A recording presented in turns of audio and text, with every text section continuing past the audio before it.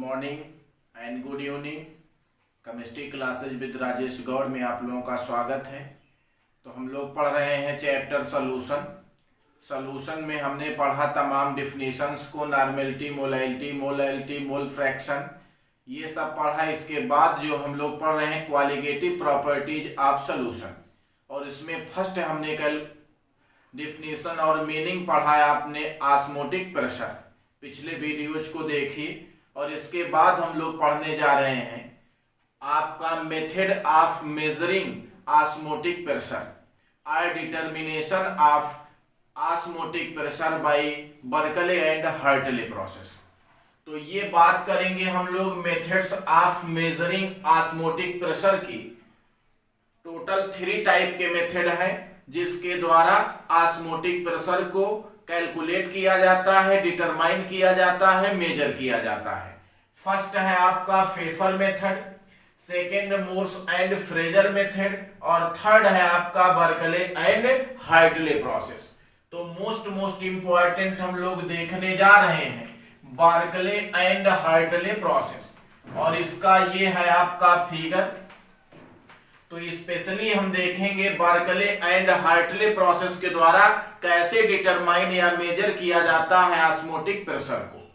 तो इस मेथड में ले लिया गया है एक स्टील वेसल। स्टील वेसल में आपकी 2 ट्यूब हैं सेम टाइप का, ए एंड बी। ए में आपने रख लिया है प्योर सॉल्वेंट, और ये प्योर सॉल्वेंट जो है ये आपका क्या है, वाटर है। इसको हमने फुलफिल किया है बाय ड्रॉपिंग फनल। इस फनल के द्वारा जो है धीरे धीरे करके इसे फुलफिल किया गया है। दूसरे सिरे पर हमने लगा दिया है कैपिलरी ट्यूब। जिस भी सॉल्यूशन का ऑस्मोटिक प्रेशर कैलकुलेट करना है उसको हमने बी में रख दिया है। ऊपर लगा दिया गया है एक मूविंग पिस्टन, और आपका प्रेशर मापक यंत्र जिसे कहते हैं प्रेशर गैन। यहां पर हमने लगा दिया है कॉपर फेरोसाइनाइड का layer of copper ferrocyanide work as a semi permeable membrane. इस वेसल के इनर मेम्ब्रेन पर कॉपर फेरोसाइनाइड का लेप लगा दिया गया है जो कार्य करता है सेमी परमिएबल मेम्ब्रेन का। तो आप देख लीजिए, ये जो आपका बी ए बनाया गया है, ये बनाया गया है आपका सेमी परमिएबल मेम्ब्रेन के द्वारा कवर्ड किया गया है। और बात करते हैं हम कि यह जो आपका बी है ये बनाया गया है आपका गन मेटल के द्वारा। ये गन मेटल क्या है, ये आपका एलॉय है जिसमें आपका 88% कॉपर और +2% आपका जिंक और प्लस आपका 10% पाया जाता है टिन। इसका बना हुआ है आपका बी। ये आपका objective question, what is the gun percentage of gun metal are, ये आपका परसेंटेज है। तो इसकी ये पहली जानकारी। अब चलते हैं, यहां से इसमें हमने फुलफिल कर दिया प्योर सॉल्वेंट, बी में रख दिया सॉल्यूशन। कुछ समय के बाद ऑस्मोसिस जो है ये स्टार्ट हो जाता है, और सॉल्वेंट के पार्टिकल जो है मॉलिक्यूल्स ये बाय सेमी परमिएबल मेम्ब्रेन ये सॉल्यूशन में इंटर करते हैं। जैसे जैसे सॉल्यूशन में जाता है ये धीरे धीरे आपका जो मूविंग पिस्टन है ये धीरे धीरे आपका अपर साइड में उठना शुरू होता है, और उतना ही इसका जब देखते हैं हम सरफेस लिक्विड का जो कि आपका कैपिलरी ट्यूब में, ये उतना नीचे आता है। तो ये नीचे आता है, पिस्टन ऊपर जाता है। अब जो है मूविंग पिस्टन के द्वारा इसकी सहायता से इतना प्रेशर डाला जाता है कि इस कैपिलरी ट्यूब में ये लिक्विड आपका सरफेस अपने प्री स्टेज में आ जाए। जितना हम एक्सटर्नल प्रेशर डालते हैं वही कहलाता है आपका ऑस्मोटिक प्रेशर। फिर से देख लीजिए, इसमें एक वेसल स्टील का बना हुआ पॉट लिया गया जिसमें दो नली हैं ए और बी। ए में हमने प्योर सॉल्वेंट वाटर फुलफिल किया बाय ड्रॉपिंग फनल और दूसरे इंड पे हमने कैपिलरी ट्यूब डाल दिया। जिस भी सॉल्यूशन का हमें ऑस्मोटिक प्रेशर कैलकुलेट करना उसे बी में रखा और यहीं से हमने ऐड कर दिया है मूविंग पिस्टन और pressure gain. After some time, कुछ समय के बाद जो है, जैसे जैसे आपका सॉल्वेंट के मॉलिक्यूल्स सॉल्यूशन में इंटर करते हैं तो ऑस्मोसिस रिएक्शन स्टार्ट हो जाता है और जैसे जैसे इसमें इंटर करते हैं ये मूविंग पिस्टन धीरे धीरे अपर साइड में जाता है और इस कैपिलरी ट्यूब में लिक्विड का सरफेस उतना लोअर साइड में नीचे आता है। अब हम इस पिस्टन के द्वारा इतना एक्सटर्नल प्रेशर डालते हैं कि ये आपका लिक्विड का सरफेस अपनी पूर्व स्थिति में आ जाए, प्री स्टेज में आ जाए। यही लगाया गया आपका एक्सटर्नल प्रेशर कहलाता है osmotic pressure. Semi permeable membrane copper ferrocyanide का बना हुआ है, ये भी जो है गन मेटल का बना हुआ है जो आपका कॉपर, जिंक और टिन के बने हुए मेटलों का एलॉय होता है।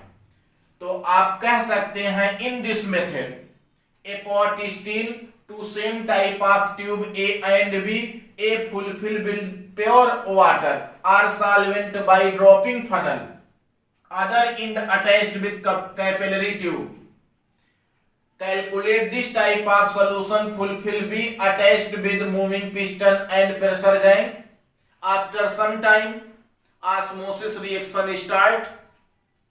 Solvent particle move to B by semi permeable membrane, so moving piston go to upper side and surface of liquid go to lower side. External pressure do the moving piston called osmotic pressure. ये है आपका Berkeley and Hartley process के द्वारा ज्ञात करना osmotic pressure. इसमें आपने डाल दिया है सॉल्वेंट, इसमें है आपका सॉल्यूशन जिस सॉल्यूशन का हमें ऑस्मोटिक प्रेशर कैलकुलेट करना है। अब जब इसमें डाल देते हैं तो कुछ समय बाद देखा जाता है कि ये सेमी परमिएबल मेम्ब्रेन है आपका।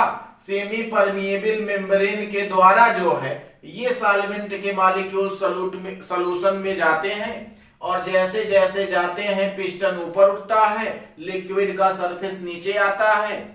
अब हमें इसी को अपने पूर्वावस्था में लाने के लिए इस पर एक्सटर्नल प्रेशर लगाना पड़ता है। जितना प्रेशर हम एक्सटर्नल लगाते हैं वही होता है आपका ऑस्मोटिक प्रेशर। तो ये है आपका determination of osmotic pressure by Berkeley and Hartley process के द्वारा ज्ञात करना ऑस्मोटिक प्रेशर।